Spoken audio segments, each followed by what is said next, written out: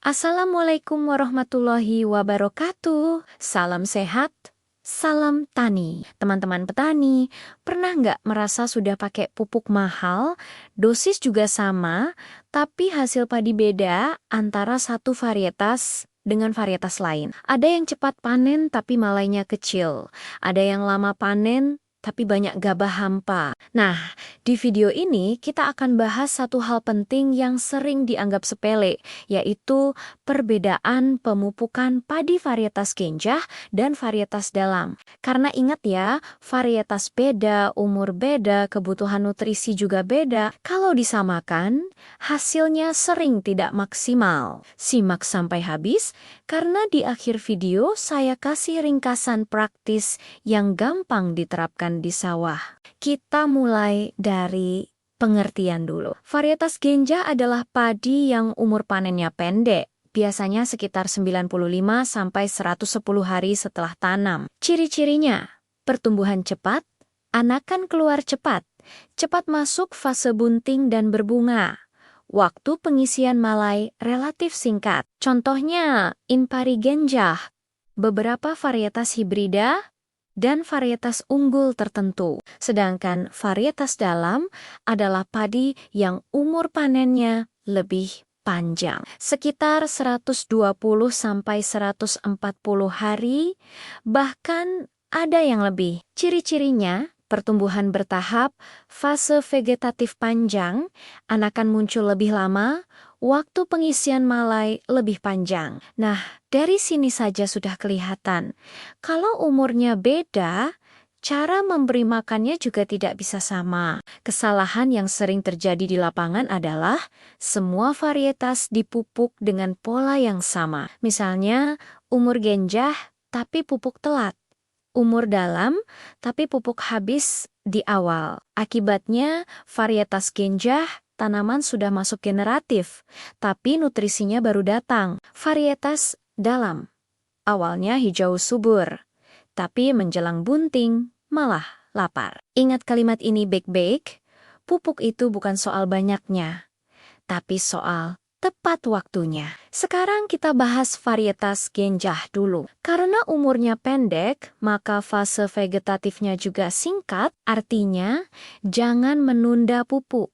Nutrisi harus cepat tersedia di awal. Pemupukan dasar dilakukan usia 7 sampai 10 hari setelah tanam. Tujuannya merangsang anakan dan mempercepat pertumbuhan awal. Contoh dosis umum per hektar, urea 75 sampai 100 kg, Fonska atau NPK 150 sampai 200 kg, pemupukan susulan pertama usia 20 sampai 25 HST. Ini fase kritis pembentukan anakan maksimal. Kalau di fase ini kurang nitrogen, jumlah anakan langsung turun. Contoh, urea 75 sampai 100 kg. Pemupukan susulan kedua opsional usia 35 sampai 40 HST, ini sifatnya melihat kondisi tanaman. Kalau daun masih hijau segar, dosis bisa dikurangi. Kalau mulai pucat, dosis bisa ditambah ringan. Contoh, urea 50 kg. Catatan penting di atas 40 HST.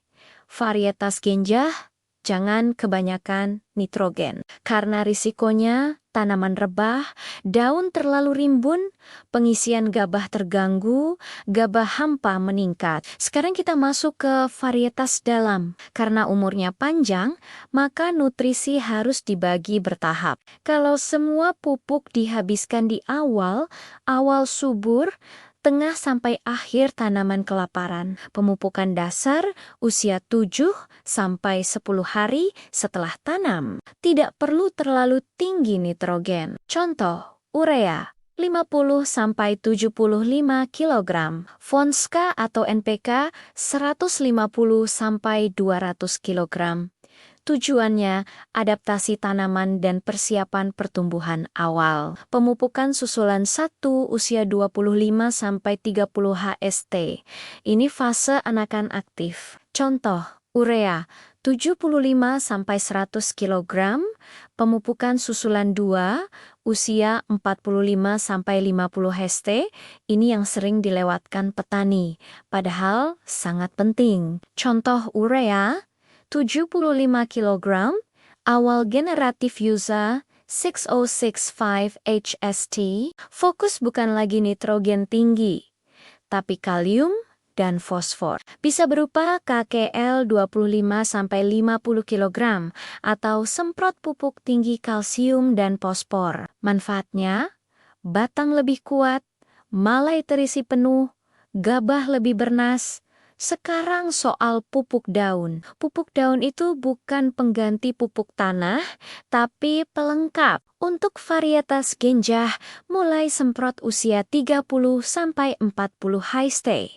Fokus kalsium tambah mikro. Untuk varietas dalam, mulai semprot usia 40-55 HST, bisa diulang sesuai kondisi. Manfaat pupuk daun, nutrisi cepat diserap, bantu tanaman saat stres cuaca, dukung pengisian malai. Tapi ingat, dosis jangan berlebihan. pH larutan dijaga aman. Sekarang kita ringkas, biar gampang diingat. Varietas genjah, umur pendek, pupuk harus cepat, jangan telat, jangan kebanyakan N, di atas 40 HST. Varietas dalam, umur panjang, pupuk dibagi bertahap, jangan dihabiskan di awal, perkuat K dan fosfor saat generatif. Ingat satu prinsip penting ini. Tanaman padi itu seperti manusia. Makannya harus sesuai umur dan kebutuhannya. Kalau caranya tepat, insya Allah hasil meningkat, biaya lebih efisien, dan tanaman lebih sehat. Kalau video ini bermanfaat, silahkan like, share, dan subscribe agar makin banyak petani yang tercerahkan. Kalau ada pertanyaan atau pengalaman di lapangan, tulis di kolom komentar, nanti kita bahas bareng. Wassalamualaikum warahmatullahi wabarakatuh. Salam Tony.